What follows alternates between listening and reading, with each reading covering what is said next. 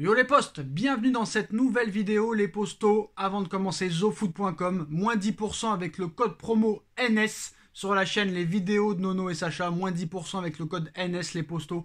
Plein de nouveautés sur le site zofoot.com. Le site est en lien en bas en description. Tous les maillots 2022-2023 de tous vos clubs préférés, ainsi que des maillots NBA et Formule 1 floqués du nom du joueur de votre choix. Le maillot du Paris Saint-Germain domicile est disponible, le bleu. Voilà, magnifique, les postos, maillot domicile. Le maillot Third aussi va arriver très bientôt. N'hésitez pas, qualité garantie les postos. Le maillot gris aussi est disponible. Le maillot gris, c'est un de mes préférés. Il est vraiment magnifique, les gars. N'hésitez pas, vous pouvez le floquer du joueur ou même de votre prénom, de votre numéro que vous voulez. Il y a des chaussures maintenant qui sont disponibles sur le site. Totalement incroyable, les postos, moins 10% avec le code promo NS.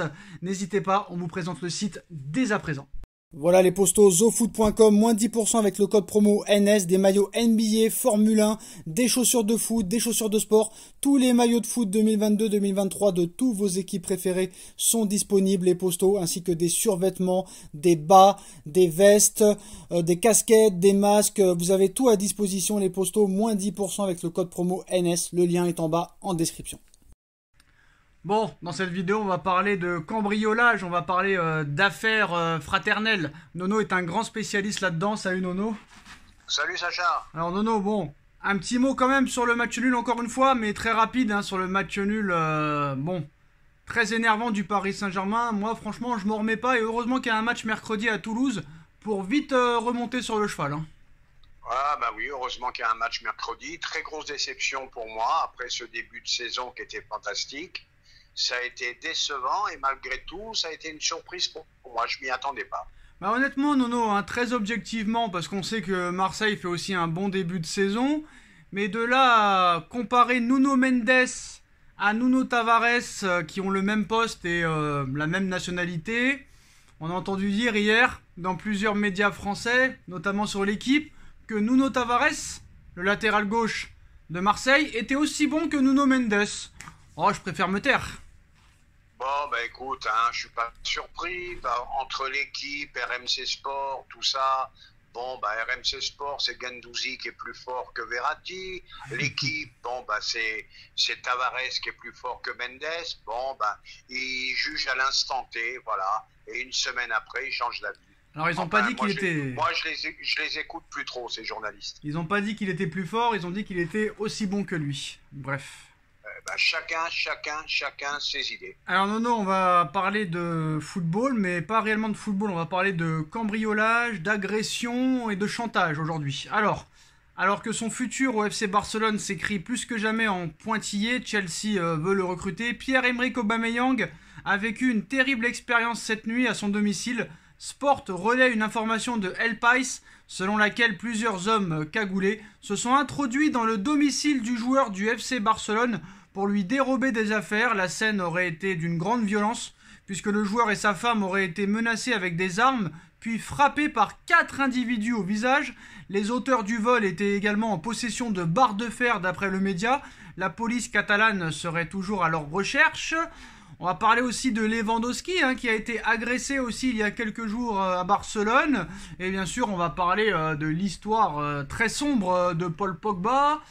Son frère Mathias qui a parlé, qui a expliqué que son frère était un faux musulman hypocrite. Des amis d'enfance l'auraient braqué, l'auraient carrément kidnappé de Clairefontaine, dont 3 personnes qu'il connaissait depuis tout petit.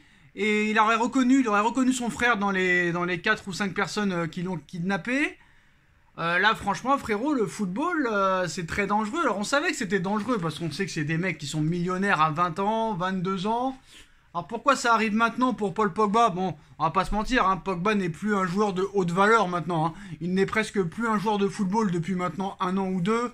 Et peut-être que les mecs ils se disent bon bah bientôt peut-être qu'il va se faire virer de la Juve même en étant blessé. On va profiter pour lui prendre un petit peu d'oseille. En tout cas ça coûte cher l'amitié en football Nono. Hein.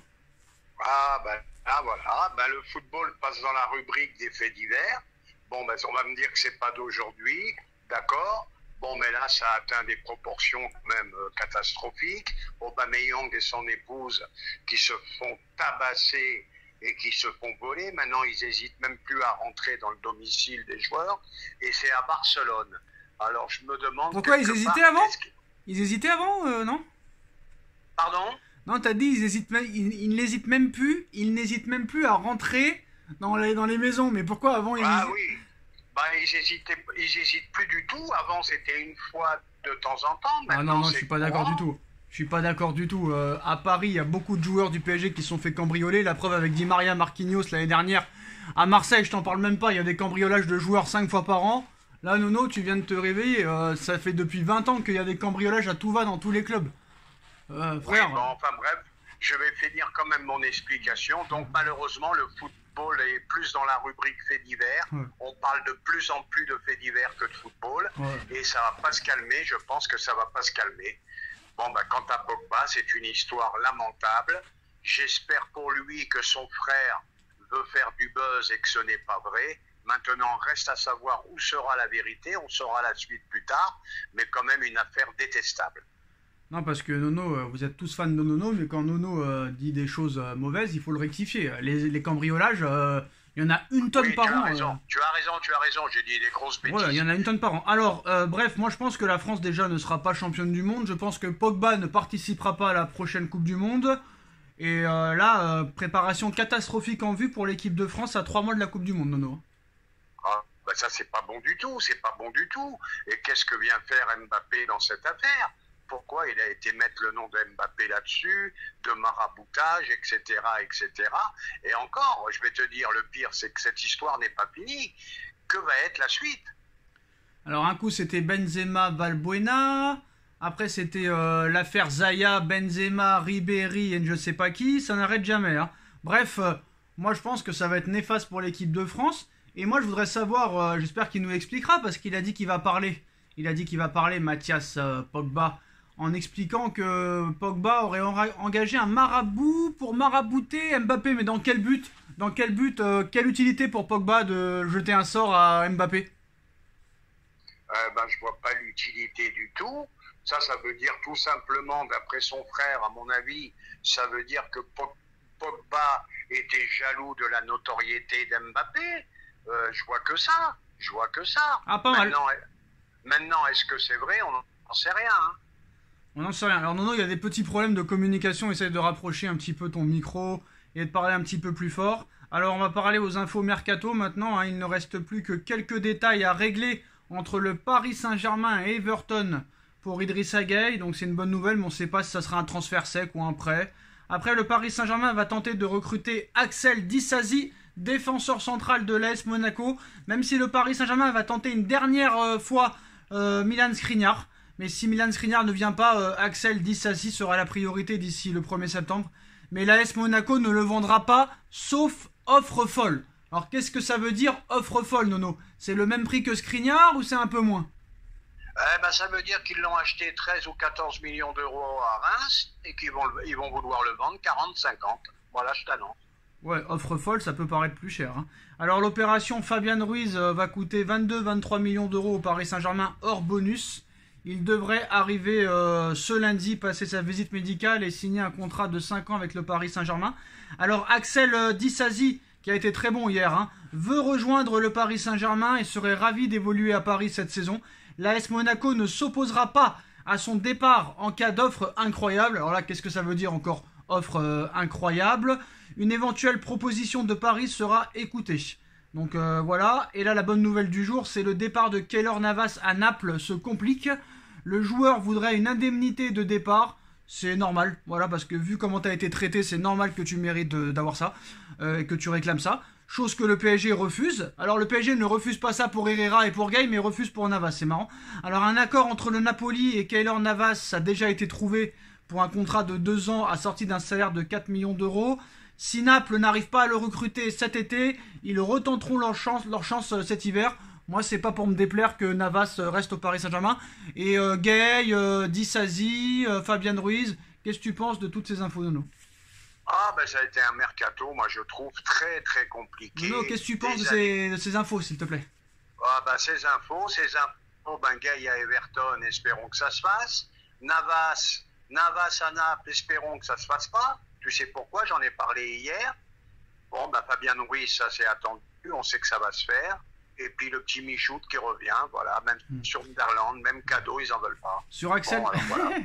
sur Axel Disassi, franchement, pour moi, Ah, bah, Axel Disassi, il faut oublier, voilà, au Alors. football, t'as compris de suite que c'est minimum 50. c'est là qu'on Voilà. voit quand même l'hypocrisie des gens. Hein. L'hypocrisie des gens. Parce que, bon, on va dire, Sacha, tu fais la victime. Mais quand Nono me coupe, il y a personne qui dit rien. Hein. Par contre, quand je coupe Nono, c'est la guillotine qui m'attend et la pendaison, hein, Nono. Hein. C'est incroyable. Ah, c'est pas grave. Bref, Faut pas faire sur- attention.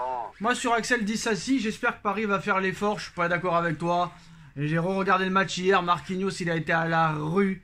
Kipembe, il était perdu dans ses pensées. Je sais pas quoi il pensait pendant tout le match, mais il s'est fait fracasser les 35 premières minutes. Et Ramos, 10 minutes bien, 15 minutes pas bien, 10 minutes bien, 15 minutes pas bien, ça peut pas suffire. On peut pas compter sur Abdou Diallo. Il faut absolument un défenseur central supplémentaire. Et si Axel Disassi fait avec le Paris Saint-Germain les mêmes prestations qu'il a fait hier soir, bienvenue à Paris, mon gars. Ben, ce que je vais te dire, moi, c'est que je suis d'accord avec toi. Gros potentiel, ce joueur. Mais le problème, dès qu'ils arrivent à Paris, c'est plus les mêmes. Alors, reste à savoir ce qu'il vaudra à C'est Paris. normal, ils jouent pas, les mecs. Maintenant, Ils jouent pas. D'accord. Ah Alors oui. maintenant, à quel prix tu l'évalues pour que ça soit une bonne affaire, toi? Moi, franchement, je mets pas plus de 40. Eh ben, on est d'accord, Stacha. On est d'accord. Voilà. Voilà, mais le problème, c'est que si tu fais le beau et que tu ne prends pas de défenseur central, ça va être compliqué toute la saison. Tu n'arrives même plus à faire un match sans prendre 2 buts. Alors que Galtier est quand même réputé pour avoir des équipes qui enchaînent les clean sheets, que ce soit à Nice, que ce soit à Lille ou que ce soit à Saint-Etienne. Kipembe et Marquinhos et Ramos, pour moi, n'ont pas le niveau sur toute une année. Marquinhos, il a eu un tsunami, il y a eu un attentat au mois de mars, il s'en est jamais remis. Kipembe, depuis un an, il a disparu des radars. Et Ramos, certes, il enchaîne les matchs. C'est pas le plus mauvais des trois, mais c'est pas le meilleur non plus. Abdou Diallo, tu peux pas compter dessus. T'as pas d'autre défenseur central, à moins de compter sur Mukiele et de le mettre en défense centrale, ou de faire redescendre Danilo Pereira. Je vois pas ce que tu peux faire, mais la saison paraît très compliquée. Et je pense qu'hier, le match nul, je ne sais pas si c'est un accident. Parce que c'est pas une victoire 6-0 contre Toulouse qui effacera le match nul contre Monaco. Parce que Monaco et Toulouse n'ont pas le même niveau. Et moi, Nono, tu m'as posé une question hier. Comment ça se fait que Monaco en prend 4 contre Lens et fait match nul à Paris? C'est très simple, c'est que Lens est meilleur que Monaco pour l'instant, c'est tout. Bon, ben là, c'est vrai que Lens est impressionnant, ce début de championnat. Bon, ben moi, de mon optimisme, il est venu une petite inquiétude. C'est vrai que derrière, ça fait peur. On part de Donnarumma et les 3 centraux. Moi, ça me fait un petit peu peur. Donc, il faut un défenseur central. Je suis d'accord. Mais quand le PSG reçoit une proposition à 70 millions pour Kipembe et qu'ils n'ont pas voulu le vendre, c'est là que je me dis, Paris ne sait pas vendre. Voilà, pour renouveler son effectif. Ils l'ont surtout pas vendu parce qu'ils n'avaient pas d'autre alternative, vu qu'ils voulaient pas mettre 80 millions sur Skriniar, mais Skriniar il le lâche pas, donc c'est vraiment la priorité, hein, très clairement. Moi franchement... Oui, on est d'accord, mais si tu vends Kipembe 70, c'est plus facile d'acheter Skriniar, t'as déjà la rentrée d'argent qui est là. Voilà. Ça c'est évident, mais moi je comprends pas pourquoi l'Inter, à 10 mois hein, de la fin de son contrat, 60 millions il refuse. Pourquoi? Eh ben, ils espèrent peut-être le prolonger, tout simplement. Et à l'arrivée, pourquoi faire? Le prolonger pour qu'il reste Mais à l'Inter. il aurait déjà prolongé s'il aurait voulu. D'ailleurs, l'Inter, cette année, vont être en grande difficulté. Surtout avec le groupe qu'ils ont en Ligue des Champions, je te raconte pas. Bref, moi, Disassi, je suis pas contre. J'espère que Gay va partir. J'espère que Diallo va partir. J'espère que Kurzawa va partir. J'espère que Icardi va partir. Bon, Edouard Michou, c'est assez comique, hein. Même 5 millions, ils en veulent pas. Le PSG a voulu rajouter une clause. Sunderland, ils leur ont dit non. Donc, ils l'ont renvoyé. Alors, quand tu vois le Barça, par exemple, hein, qui te sort un Gavi, qui te sort un Pedri, qui a mis un but exceptionnel hier. Alors que nous, on a des Michou, on a des Simons. Alors que Simons, il a encore marqué avec le PSV, Nono. Il est déjà à 7 buts, je crois, en 4 matchs. Bref, bon, voilà. Bon, je pense que le club est encore malade. Voilà, on est en rééducation, Nono. On est en convalescence et on est en rééducation pour l'instant. La rééducation se passe bien, mais elle est un peu lente. Très très lente même. Ah, on va dire qu'on est en voie de guérison. Bon, ben, toujours les mêmes problèmes. Et Galtier l'a dit lui-même hier. Dès qu'il y a un peu d'intensité, ben, ils sont un peu perdus. C'est ça qui m'inquiète le plus. Hein. Mais qu'il soit pas surpris, Galtier, parce que le match contre la Juve, ça va être pareil que contre Monaco. Hein. Donc ne sois pas surpris. Eh ben Hein. voilà. Voilà. Eh ben voilà. Eh ben on verra bien. Qu'est-ce que tu veux Ne faire. sois pas surpris. Bon, les postos, bah voilà. Et quand tu vois le match de Thiago Silva avec Chelsea, j'ai envie de te dire, ça a été peut-être une erreur d'avoir laissé partir Thiago. Parce que ça a été le meilleur défenseur central, malgré les grosses sommes d'argent qui ont été dépensées en défense centrale, en Koulibaly et les autres. Bah, c'est Thiago Silva qui a été le meilleur défenseur avec Chelsea, Nono. Voilà. Ah, bah, Thiago Silva, Voilà. on sait très bien que Ouais. c'était un très grand défenseur. Voilà. C'est toujours un très grand défenseur. Ben, il s'en va, il va à Chelsea, il gagne une Ligue des Champions. Ça fait deux ou trois très belles saisons en Angleterre. Toujours là, le mec. Et ben, écoute, hein, ben voilà. Et Nono, je Qu'est-ce t'en que tu veux que supplie. Qu'est-ce que tu veux que je te dise? Bah, moi, je vais te dire quelque chose, Nono, je t'en supplie. Arrête de te. Avec l'âge. Voilà. J'ai pas le mot en tête, mais arrête avec l'âge. Ça ne veut rien dire. T'es bon, t'es pas bon, t'es pas bon. Il peut avoir 40 On est ans. d'accord. Il peut avoir. Non, on n'est pas d'accord parce qu'à chaque fois, lui, et il a 36 ans, c'est fini. Et il a 34 ans, c'est fini. Benzema, Est-ce que 30. t'as pas compris dans ce que je disais? Benzema, il va avoir 35 ans. Benzema, il va avoir 35 ans. Il te claque un doublé encore hier. Le mec, t'as vu le coup franc qu'il a mis, le mec, Karim, hier? Mais t'as vu ça? Ben, qu'est-ce que tu veux que je te dise? Alors, les footballeurs, maintenant, ils vont durer jusqu'à 40 ans. Non, mais est-ce que t'as vu Karim Benzema hier, Nono? Ah, mais il a jamais été aussi fort. Mais là, Lui, il franchement, a s'il jamais n'a été pas le aussi ballon fort. d'or, là, s'il n'a pas le ballon d'or, j'éteins la télé et vous me voyez plus. Hein. Là, vous me voyez Là, plus. il a jamais été aussi fort. Tu te ce rends garçon. compte? Karim Incroyable. Benzema, il a été dans l'ombre de Ronaldo pendant 8 ans. Il a été dans l'ombre de Gareth Bale. Il a été dans l'ombre de Higuain. Il a été dans l'ombre de tout le monde, le gars. Et à l'arrivée, c'est lui le boss. Ça fait 13 ans qu'il est au Real Madrid. C'est quand même incroyable. Incroyable. Très très belle carrière, très grande carrière. Et le Real Madrid qui recrute personne, ils te disent non, on continue avec Karim, on continue avec Vinicius, on continue avec Rodrigo. Et le mec, il te sort encore déjà 4 buts en 4 matchs de Liga ou 3 matchs de Liga. C'est incroyable, c'est un travailleur et tout. Et le mec, il n'est pas reconnu à sa juste valeur. Et je suis content qu'il ait le ballon d'or en tout cas. Hein. Franchement, bravo. Bah, moi aussi. Puis bon, comme j'ai dit, il a jamais été aussi fort qu'en ce moment. Et je pense que ça va être encore son année avec une grande Coupe du Monde. À mon Ah, avis. ça, je sais pas. Franchement, la France, je les vois pas aller loin. Franchement, moi, je vois l'Espagne gagner. Je sais pas pourquoi. Je sais pas. Bon, faut voir. Moi, la Faut France, voir, la France, je vois 8ème écart, mais je pense que c'est la fin d'une ère là. Le Griezmann, il avance plus. Le Pogba, on sait pas s'il va venir. Après, on sait pas à quel niveau seront certains joueurs. Ça va être compliqué là. Pour la Coupe du Monde, elle va être très compliquée. Je pense qu'il y a des équipes au-dessus. Ça, c'est sûr et certain. Et certain. Ah, c'est sûr que les feux sont pas ouverts. Hein. Ça, je suis d'accord avec toi. Bah voilà les postos, cette vidéo était un peu longue mais il y avait beaucoup de sujets à parler. Dites-moi en commentaire ce que vous en pensez. On like, on partage, on commente, on s'abonne et on se retrouve très vite pour une nouvelle vidéo. Salut Nono, salut à tous. Salut, tchuss.